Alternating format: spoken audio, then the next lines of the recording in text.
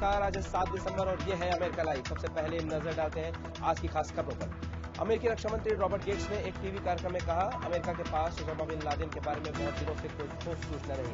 नई अफगानिस्तान रणनीति में एग्जिट स्ट्रेटजी को लेकर अमेरिका में हो रही है बहस। देखेंगे क्या है कहना ओबामा प्रशासन के बड़े अधिकारियों का।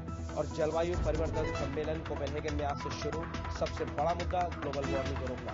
वॉशिंगटन डीसी से मैं हूं वॉइस ऑफ अमेरिका का। अब खबरें विस्तार से।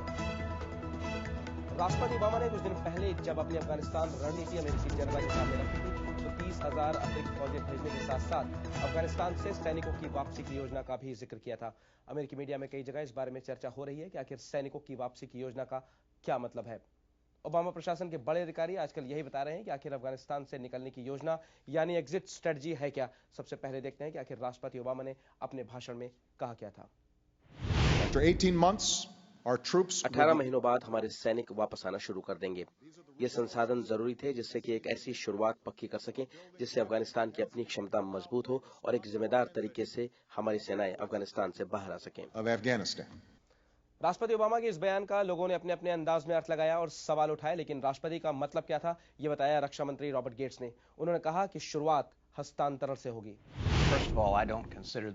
पहली बात तो ये कि मैं इसे निकलने की रणनीति नहीं मानता।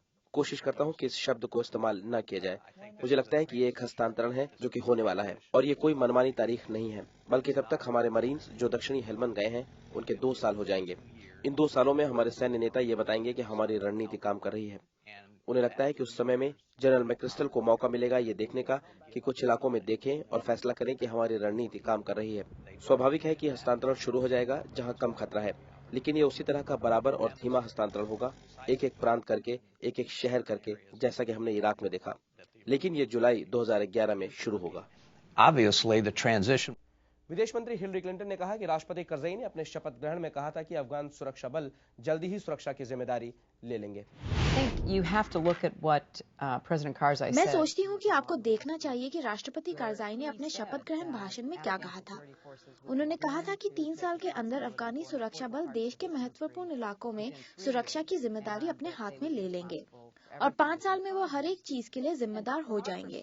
हमारे नजरिए से हमें लगता है कि हमारे पास एक रणनीति है जो अच्छी है, जिसका एकीकृत तरीका है। नागरिक भी और सैन्य भी बहुत गहराई से जांची गई है, लेकिन हमें इसे शुरू करना होगा। राष्ट्रपति के राष्ट्रीय सुरक्षा सलाहकार जनरल जेम्स जोन्स ने कहा कि राष्ट्रपति के फैसले का मतलब यह है कि हम धीरे धीरे पीछे आएंगे और सुरक्षा की जिम्मेदारी अफगानी सुरक्षा बलों के हाथ में देना शुरू कर देंगे।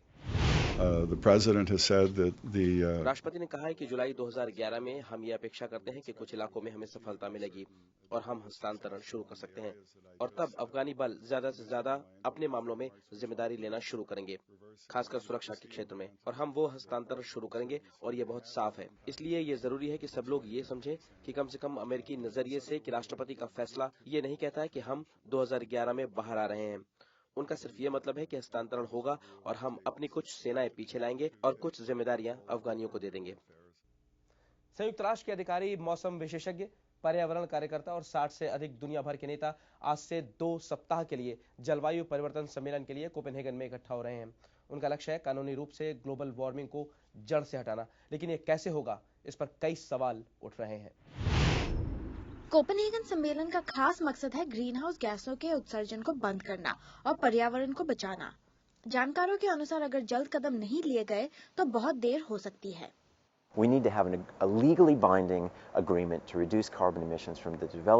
हमें एक कानूनी रूप से बाध्य समझौते की आवश्यकता है जिससे विकसित देश जल्दी से जल्दी कार्बन उत्सर्जन में कमी करें।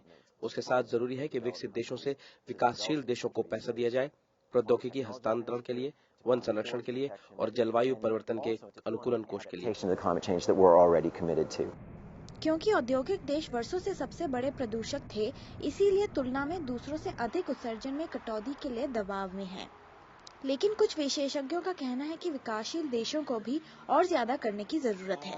विकासशील देश इस मामले में वित्तीय मदद चाहते हैं। What we're looking for in Copenhagen is a global हम partnership. चाहते हैं कि कोपेनहेगन में एक वैश्विक साझेदारी हो, उत्तर और दक्षिण के बीच, विकसित औद्योगिक देश, तेजी से विकासशील राष्ट्रों और सभी अन्य विकासशील देशों के बीच एक सहकारी साझेदारी। यही एक तरीका है इस मुद्दे के साथ आगे बढ़ने का। Which is the only way we're going to deal with this. Copenhagen 1997 के क्योटो समझौते का अगला कदम माना जाता है, जिसमें उत्सर्जन में कटौती का समझौता था, और यह 2012 में समाप्त होती है। कुछ लोग कहते हैं कि क्योटो ज्यादा सफल नहीं था क्योंकि अमेरिका ने उस पर हस्ताक्षर कभी नहीं किया था। दुनिया भर की सरकारें और नेता अपने कार्यकाल में कितना पैसा खर्च हो इससे घबराते हैं, लेकिन वो हमेशा भूल जाते हैं और कभी सार्वजनिक रूप से इस पर जोर नहीं देते कि पैसे को अब खर्च करना बेहतर है, न कि भविष्य में जब स्थिति और बुरी हो जाती है। लेकिन राष्ट्रपति ओबामा कोपेनहेगन जाएंगे और उत्सर्जन में कटौती का प्रस्ताव भी रखेंगे। दुनिया भर के नेता कोपेनहेगन में होंगे, लेकिन सवाल ये है कि उनमें कितनी सहमति होगी। Sonali Sen, voice of America. America live आप हमारी वेबसाइट www.voasamachaar.com पर भी देख सकते हैं। अमेरिका लाइव के बारे में अपनी राय हमें americalive@voanews.com पर भेजना ना भूलें। अमेरिका की बड़ी खबरों के साथ कल फिर मिलेंगे। नमस्कार।